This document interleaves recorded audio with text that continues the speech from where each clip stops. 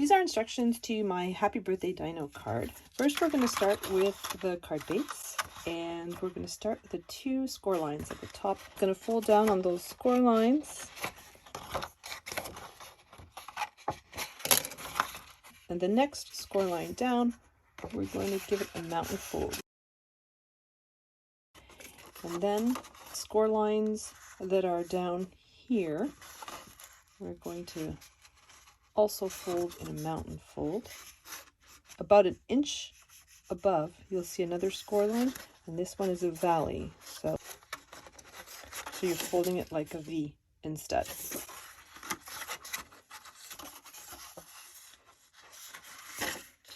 So that will give us this shaped card. Next, I have a panel of red Cricut foil craft board. I have 2 slender pieces that go on each side as well.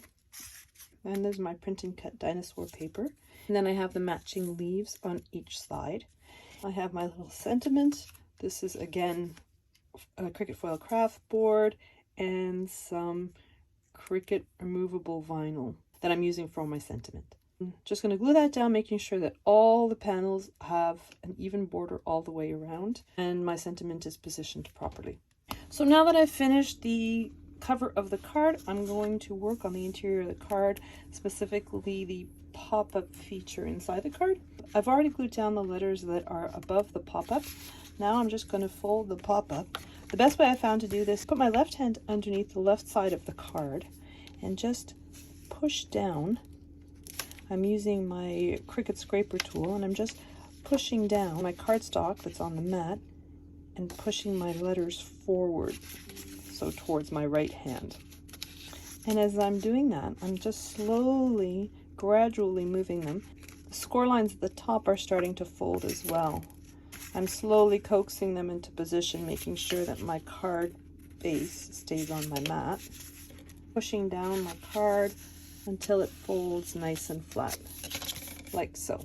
So now I'm just going to temporarily flatten my card again, and I'm going to take the remaining of the letters that spell birthday and I'm just going to glue them into position. So next I have my 3 little print and cut dinosaurs, and they each belong on their little stem. So I'm just going to glue them down. And so once they're glued to their bases, you just want to fold down on the little score line just above the tab. Then I have the offset layer that I'm going to glue to my little platform. I'm gluing it on so that the little rectangular cutouts, the base of the card, are exactly over the ones in the platform. So right here. And then I'm going to take my dinosaurs and insert them in those little cutouts. And now I'm going to grab my card base, and I've folded it on the score line. It's in the center. And I'm just carefully positioning my dinosaurs. So when I fold my card down, they don't fold. They just sort of follow. They're positioned flat on top, like so. So I'm just going to flip this over. You want to position this blue piece so that there's an even border on the top and the bottom. These 2 little 1/2 inch pieces are right up against the score line. And you want to position your little tabs from your dinosaur so that they're nice and straight. And then you're going to put glue on the tabs just below the score line. So you're going to put glue all along the blue piece with the exception of the stair-shaped cutout, of course. And then you're going to fold your card over. And then I'm going to take my bone folder and just make sure that that glue is taking.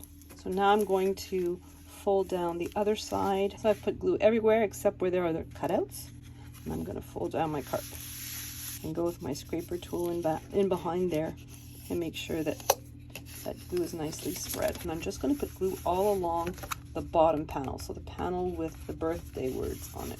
You just want to cover it with glue. And I'm grabbing my card base and I'm just inserting my card right up against those score lines. And I'm trying to get an even border on each side. It's not perfect, but you get the idea. I'm going to put glue, so nowhere else except these 2 rectangles, and not all the way up to the top. Put a little bit of glue here and a little bit of glue there, and then bring your panel back upwards like so against those 2 rectangles. So now I have this little shape for your signature, and it's adhered to its offset, and I'm just going to adhere it to my card base.